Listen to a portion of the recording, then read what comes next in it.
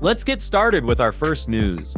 Ilia has finally shared an update on his fighting future, but for fans eager to see the lightweight champion back in action, the news isn't exactly encouraging. Speaking at a recent press conference in Spain, Ilia admitted that there have been no real discussions with the UFC about his next fight. That's right, negotiations haven't even started yet, leaving the timeline for his return completely uncertain. For someone at the very top of the division, this delay is both surprising and frustrating for those who want to see him defend his belt as soon as possible. Still, Ilia made it clear that he's ready for whoever the UFC puts in front of him. He named several possible opponents, including Paddy Pimblett, Arman, and Justin Gaethje. Each matchup carries its own intrigue. A fight with Paddy would bring massive attention and fan interest, though many argue Paddy hasn't earned that level of opportunity yet. Arman, on the other hand, is considered one of the toughest contenders in the division and would present a serious challenge stylistically, and of course a clash with Justin would guarantee fireworks, given his violent, all-action style inside the cage. Ilia didn't shy away from any of these names, reinforcing the fact that he sees himself as the best lightweight on the planet and is ready to prove it against anyone.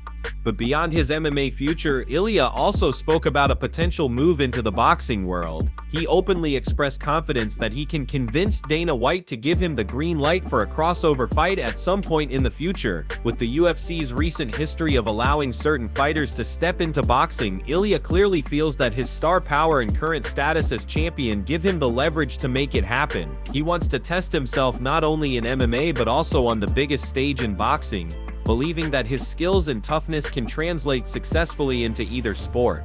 This combination of ambition and confidence is exactly what has made Ilia such a fascinating figure in combat sports today. While the timing of his next UFC fight remains unknown, one thing is certain: Ilia is thinking big. He's not just satisfied with defending his belt, he's eyeing crossover opportunities, legacy fights, and the chance to showcase his talent to an even wider audience. Whether it's against Paddy, Arman, Justin, or even inside a boxing ring, Ilia's next move will be one of the most highly anticipated in the fight game. Before moving to the next news, we have one quick request for you. We're constantly working on improving our content to earn your love and support. That's why we truly appreciate it if you could take just a moment to leave a like on this video, subscribe to the channel, and hit the bell icon so you never miss an update. Move on to another news. Silva has broken his silence following his devastating knockout loss at Noshi UFC. The Brazilian featherweight contender came into the fight riding an impressive unbeaten UFC streak, but on Saturday night in Las Vegas, he suffered the first knockout defeat of his career. Diego Lopes stunned the MMA world with a perfectly timed spinning back elbow in the second round that rocked Silva badly. Lopes quickly swarmed him with follow-up punches, and referee Mike Beltran had no choice but to step in and call a stop to the fight. It was a shocking moment for Silva, who had never been finished by KO or TKO before. Prior to this setback, he was 5-0 inside the UFC, with all 5 wins coming inside the distance. The loss snapped a run of dominance that had built Silva into one of the division's most exciting rising stars. His frustration was clear in the aftermath of the stoppage, as Silva protested the referee's decision and even took a swing at Lopes after the fight was waved off, an emotional reaction that drew plenty of attention. By Sunday, Silva had collected himself and decided to address the situation publicly. Posting a statement on his Instagram stories, Silva admitted his emotions got the best of him. He wrote, "Unfortunately, yesterday the emotion got the better of me. I was seeing well in the second round, but I ended up rushing in with everything, just wanting to throw down." In his reflections, Silva made it clear that he blamed himself for losing composure and failing to fight with the discipline that brought him to this stage. Looking back on the fight, Silva was brutally honest about where he went wrong. "I ended up fighting alone. I wasn't connected with my team," he admitted, "so the responsibility is all mine for this loss." That type of accountability is rare, and it shows Silva's determination to grow from this moment rather than dwell on it. The defeat didn't just impact Silva individually, it marked another tough night for the Fighting Nerds team.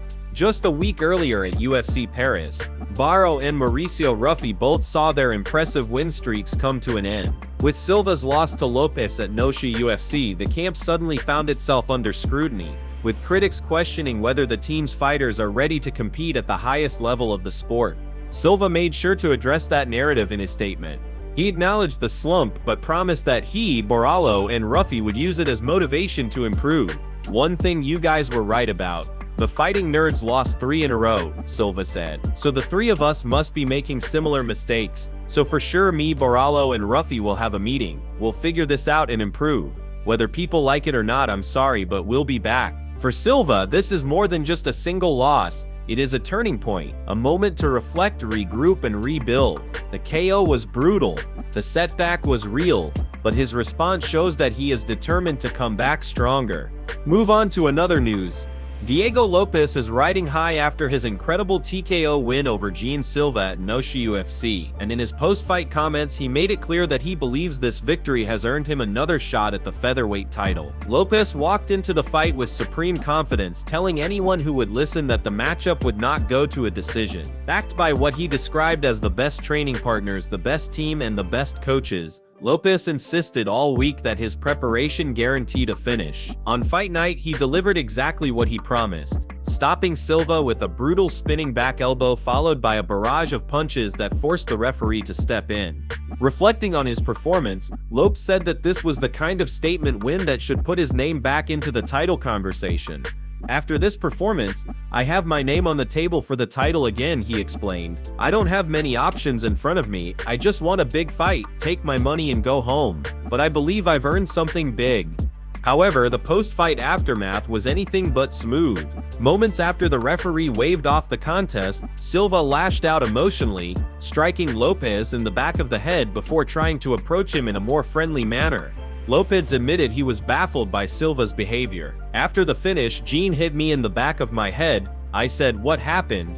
Then after that he tried to be nice with me. I cannot understand. Are you trying to be my friend? Go to your side. This guy hit me in the back of my head, and I think this is not nice."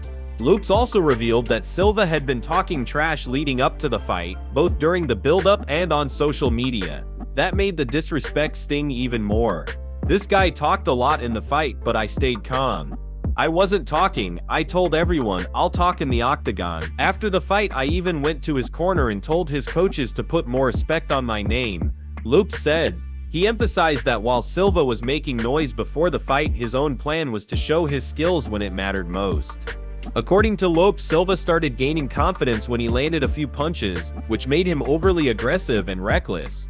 That's when Lopes capitalized with the spinning back elbow he had drilled countless times with his coaches and training partners. "I knew when this guy started attacking too much he would be exposed. He was exposed, and that's why the elbow landed perfectly. This is something I trained backstage with my team, and it worked exactly the way we planned."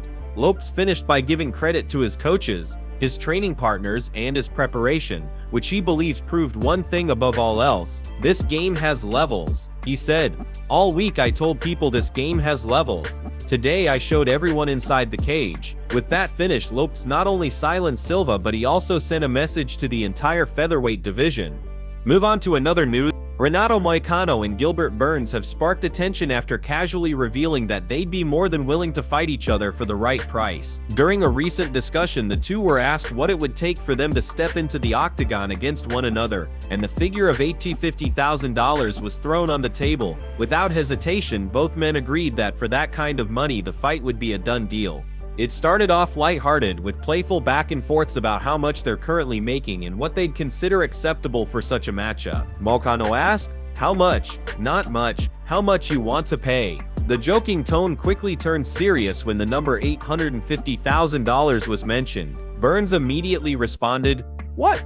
$850? Of course. For sure." Moicano echoed the same energy, both men making it clear that money talks. For the right price, friendship and training ties don't stand in the way of business. The two fighters have mutual respect for each other, and it's not a grudge match by any means. Instead, this was a conversation about opportunity, legacy, and most importantly, financial reward.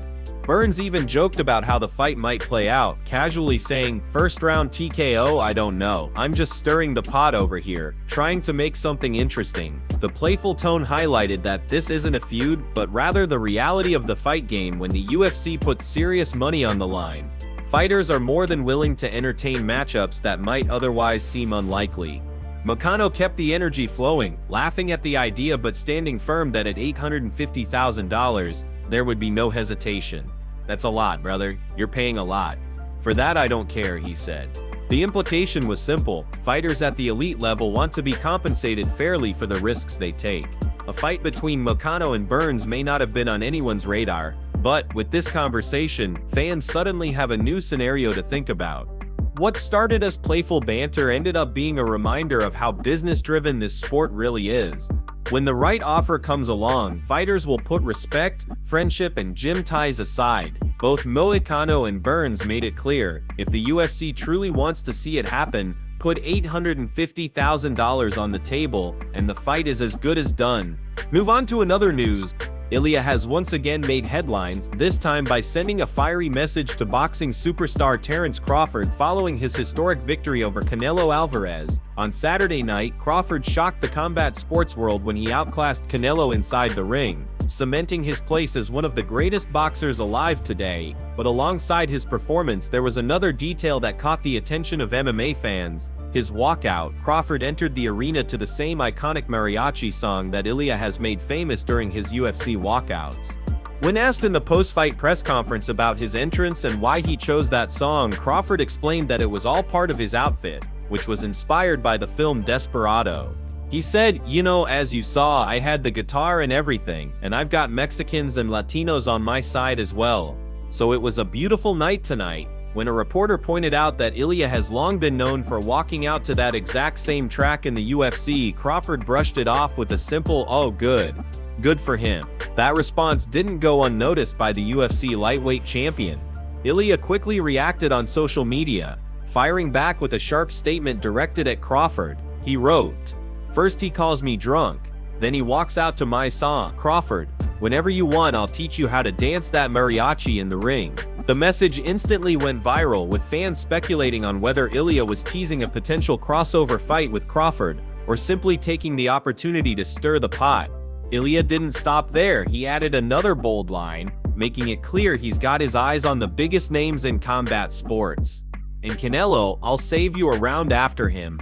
The call-out of both Crawford and Canelo in a single post sent shockwaves through social media, highlighting just how confident Ilia is in his ability to not only dominate MMA but to cross over and challenge elite boxers as well.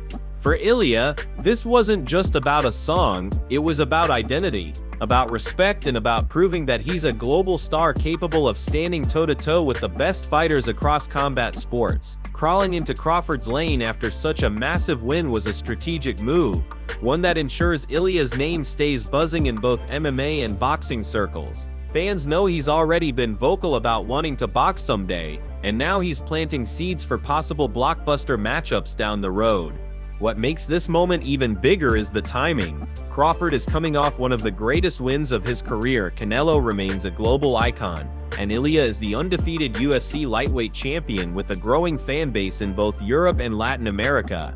The combination makes for pure intrigue. Whether this ever turns into a fight or remains a war of words, one thing is certain: Ilia knows how to seize the spotlight and keep his name at the very top of the conversation.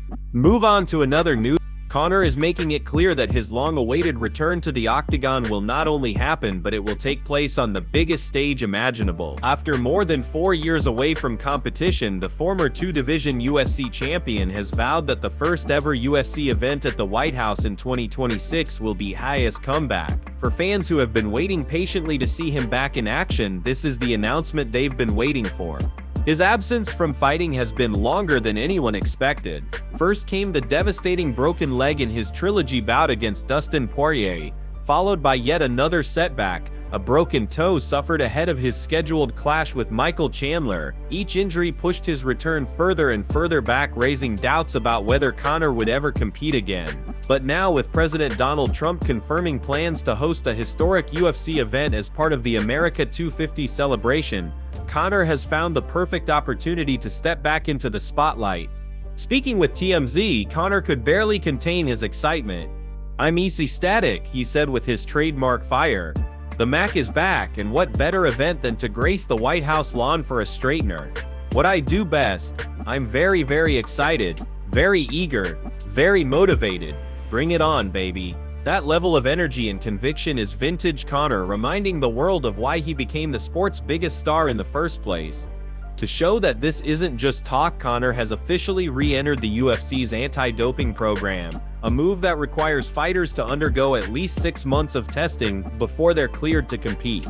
That step alone demonstrates his seriousness about making the White House card a reality. UFC CEO Dana White has added to the buzz, hinting multiple times that he believes Conor is genuinely committed to fighting on that historic night. Still, Dana has made it clear that no official matchups will be booked until at least February 20. For Conor, the timeline doesn't matter. He's thrilled that the event is set for June, and he even joked that he'd prefer it sooner.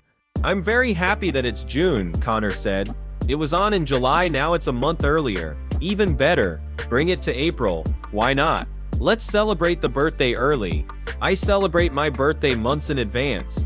He punctuated his point with complete confidence, declaring, "That's definitely my event. For sure. That's my event. That's my event. For sure." Although he hasn't named an opponent, one name keeps circling back: Michael Chandler. The two men coached against each other on The Ultimate Fighter, but never settled their rivalry in the octagon. Chandler has openly expressed his desire to finally face Conor, and there's no question that the matchup would be a blockbuster main event worthy of the White House stage. Whatever the final booking may be, Conor has already set the tone. The White House card is Hayes' return, Hayes' moment, and Hayes' chance to remind the world why he remains the biggest draw in MMA. The Mac is back, and he's promising to make history.